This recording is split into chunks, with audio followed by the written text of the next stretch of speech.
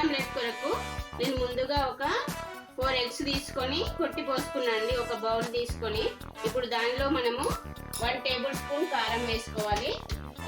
కారం ఎక్కువనే వేసుకోవాలండి.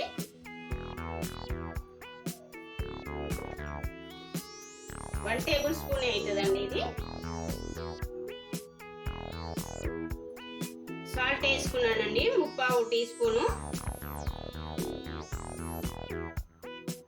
ఒక 1/2 టీ స్పూన్ కొరియాండర్ పౌడరు, ఒక 1/2 టీ స్పూన్ అల్లం వెల్లిగడ్డ పేస్ట్, ఒక 1/2 teaspoon garam masala, 1/2 teaspoon chaat masala. Chaat masala optional అండి, అది మీ ఇష్టము. ఒక 1/2 టీ స్పూన్ పసుపు. ఇవన్నీ వేసిన తర్వాత మనము దీన్ని బాగా ఈ విధంగా బీట్ చేయాలండి. మొత్తము ఈ విధంగా బీట్ చేసుకున్న తర్వాత ఒక 1/2 టీ స్పూన్ చిల్లీ ఫ్లేక్స్ వేసుకోవాలండి. అలాగే కొత్తిమీర పుదీనా తరుగు వేసుకోవాలి.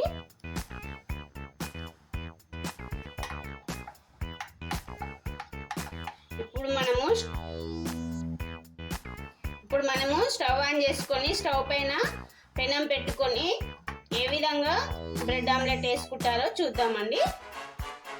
ఇప్పుడు పెంక వేడెక్కిందండి.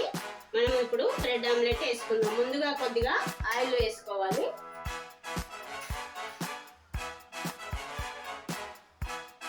బ్రెడ్ని తీసుకొని ఈ విధంగా ఎగ్ మిక్చర్లో ముంచి పెంక మీద వేయాలండి. ఆయిల్ వేసుకొని ఇది ఒక 1 సైడ్ కాలగానే ఇట్లా ఫ్లిప్ చేసుకోవాలండి.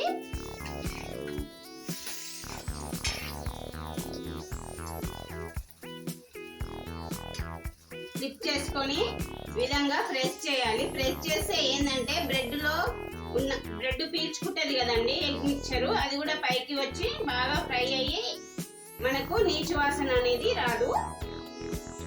2 సైడ్స్ మీడియం ఫ్లేమ్ లో పెట్టుకొని కాల్చాలండి. కొద్దిగా లైట్ గా ఇట్లా ప్రెస్ చేసుకుంటా కాలవాలి. 2 సైడ్స్ ఈ విధంగా రావాలండి. ఈ కలర్ లోకి వచ్చాక మనము తీసుకొని వేరే ప్లేట్ లోకి పెట్టేస్తాం. ఇప్పుడు ఇంకొక బ్రెడ్ ఆమ్లెట్ వేద్దామండి.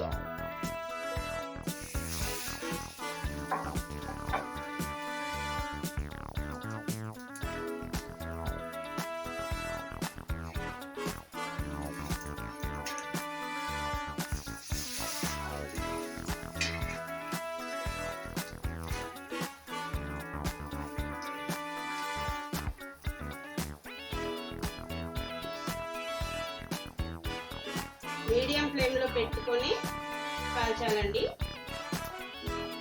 ఈ విధంగా 2 సైడ్స్ కాల్చుకోవాలండి. బ్రెడ్ ఆమ్లెట్ రెడీ అయిపోయిందండి. తీసి వేరే ప్లేట్ లోకి పెట్టుకోండి. టేస్టీ బ్రెడ్ ఆమ్లెట్ రెడీ అయ్యిందండి. ఈ రెసిపీ కనుక మీకు నచ్చితే ఒకసారి ట్రై చేసి మీకు ఏ విధంగా వచ్చిందో కామెంట్ సెక్షన్లో చెప్పండి.